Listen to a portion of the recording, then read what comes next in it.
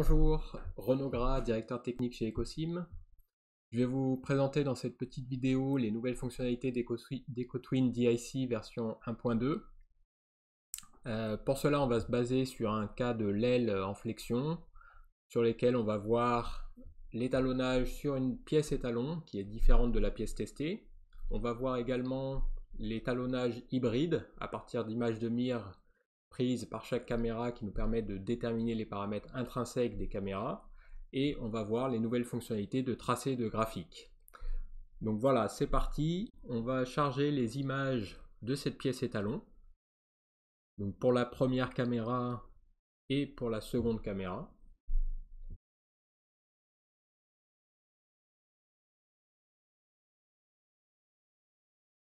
Une fois que nos images sont chargées, donc on peut les visualiser dans l'interface, on va pouvoir ensuite aller charger des images de mire qui ont été prises par ces caméras. Donc on va définir premièrement un type de mire, donc c'est un type de mire Charuko, et sélectionner le dossier contenant ces images de mire pour la caméra 1. Donc on va, à partir de ces images de mire, calculer les paramètres de matrice intrinsèque. On peut voir ici un exemple des images de mire prises avec la caméra 1.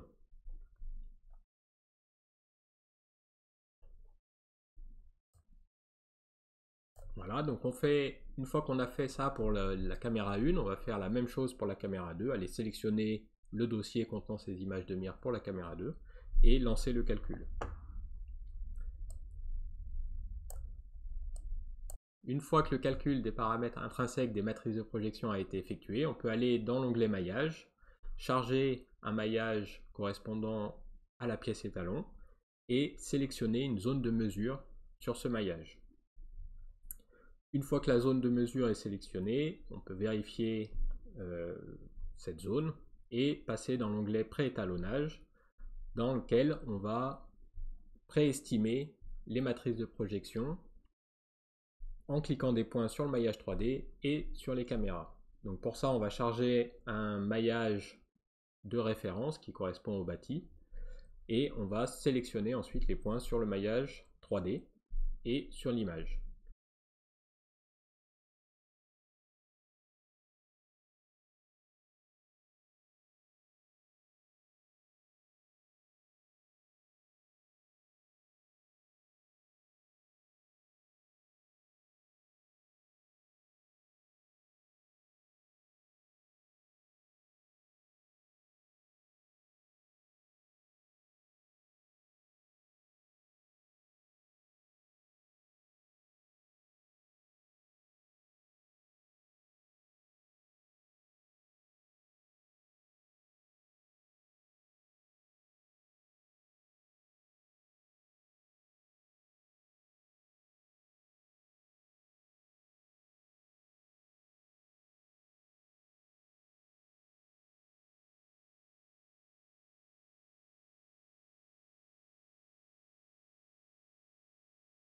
Donc on fait ça pour la première caméra, caméra 1, et pour la caméra 2.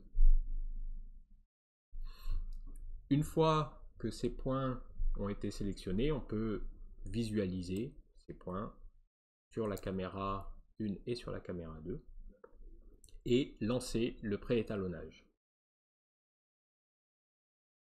Une fois que le préétalonnage est lancé, on va s'assurer que le maillage est bien reprojeté sur les images. Le préétalonnage dans ce cas-là a été lancé pour prédéterminer simplement les paramètres extrinsèques, puisqu'on a utilisé les images de mire pour définir les paramètres intrinsèques.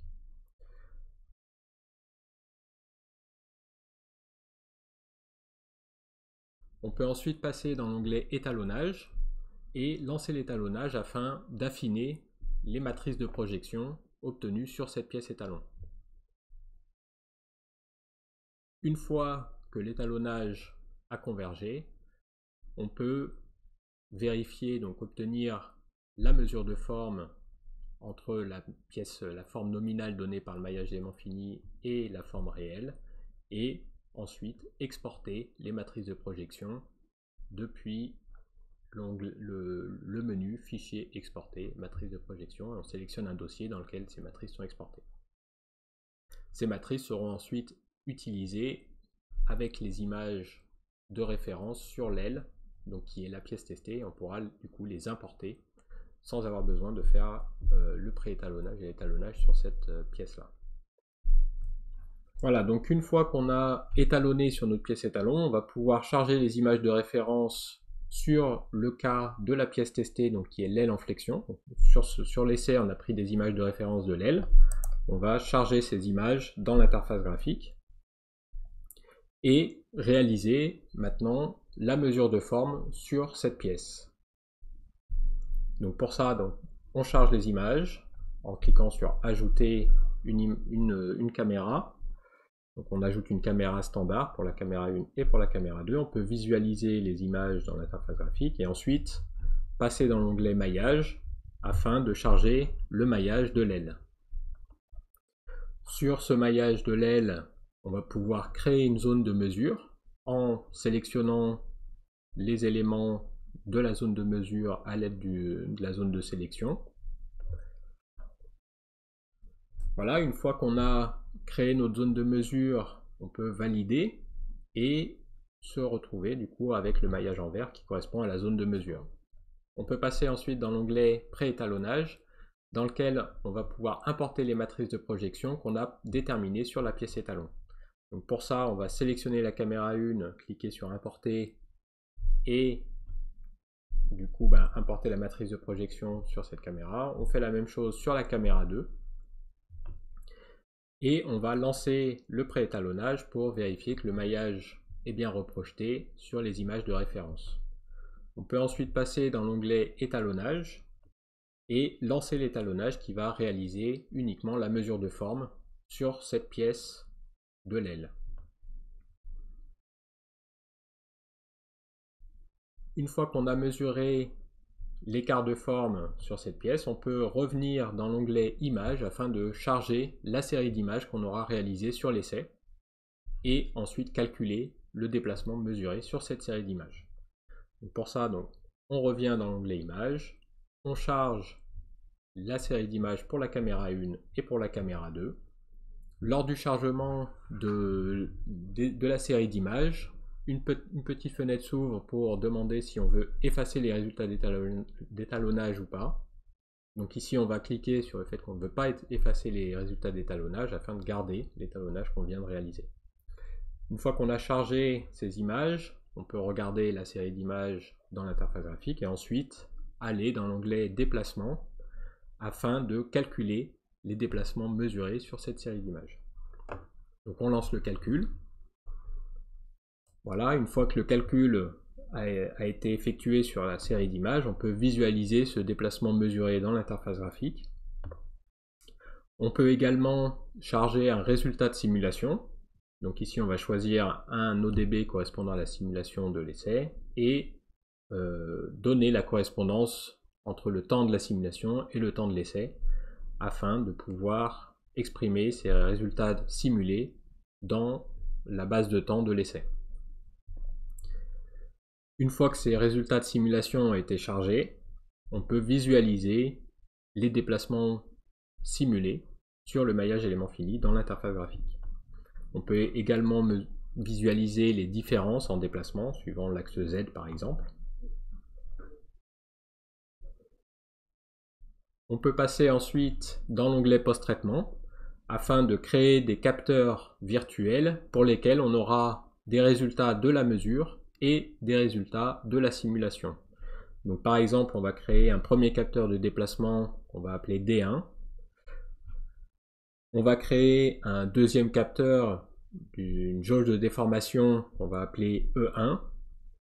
Pour cette jauge de déformation, on va pouvoir définir la taille de la jauge de déformation et son orientation.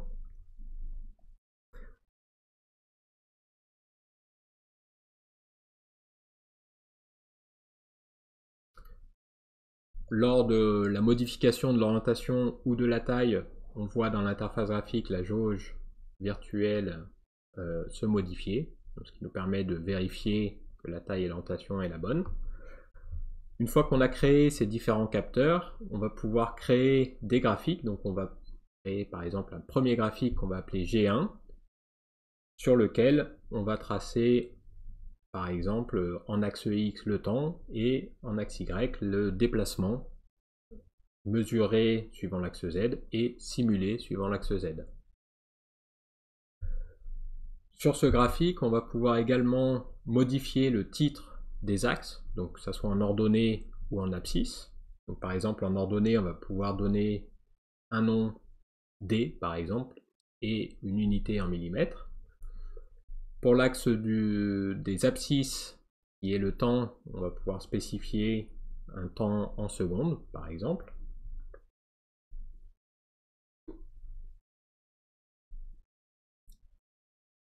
On peut également modifier le titre des courbes.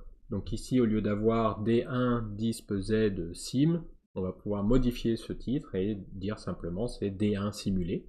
On peut faire la même chose sur la mesure. Donc D1 disp Z, on va lui dire que c'est D1 mesuré. On va pouvoir ensuite aller dans les options du graphe afin de modifier le titre du graphe par exemple. Donc en cliquant sur options, on peut modifier le titre du graphique et dire que c'est le déplacement suivant l'axe Z par exemple.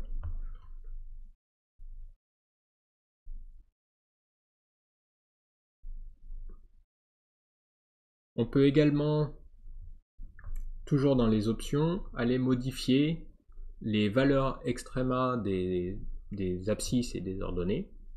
Donc en décliquant la case auto et en modifiant les extrémas sur l'axe X et sur l'axe Y. Donc en modifiant ces min, max, on va avoir le graphique qui se met à jour à droite. Et cela permet de tracer une zone particulière du graphique.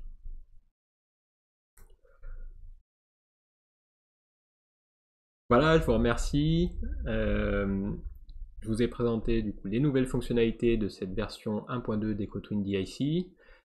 Je vous dis à bientôt pour une prochaine vidéo et je vous invite à regarder la prochaine qui est EcoTwin Digital Twin et la version 1.0 dans laquelle on va voir comment est-ce qu'on utilise ces données mesurées pour aller recaler la simulation.